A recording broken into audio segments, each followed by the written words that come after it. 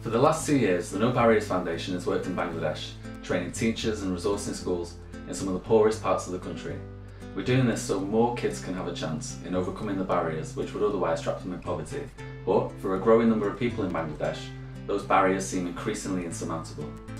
Since August last year, nearly 700,000 Rohingya people have fled from their homes in Myanmar into neighbouring Bangladesh.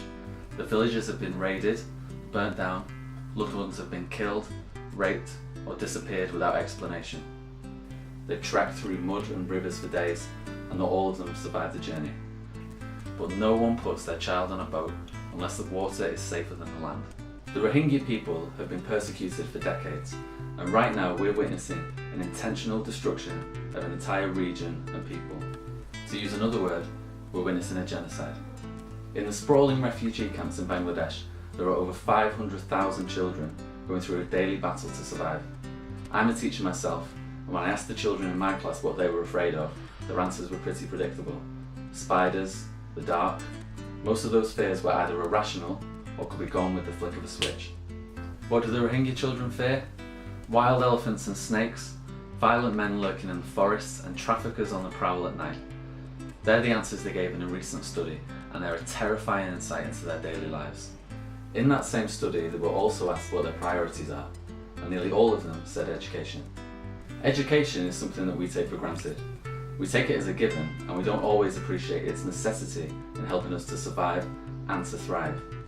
Whilst the most urgent needs in the camps right now are food, shelter and protection, the children still deserve an opportunity and their chance at a decent future.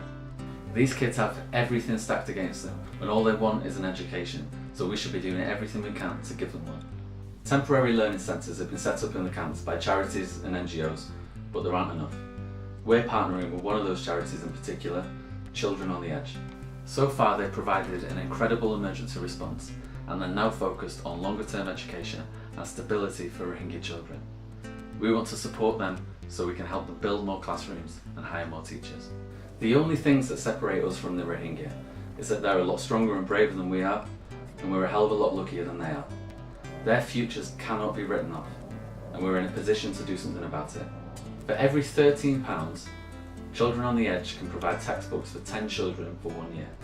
Every £70 can employ a teacher for 1 month, and every £100 can provide a safe space for 1,200 Rohingya children for 1 day. So we're asking now for your help.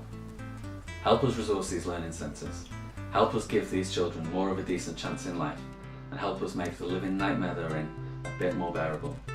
Children on the Edge are in these camps right now, and your donation can help these children within minutes. Over the last few years, these children have seen humanity at its worst, so let's show them it at its best.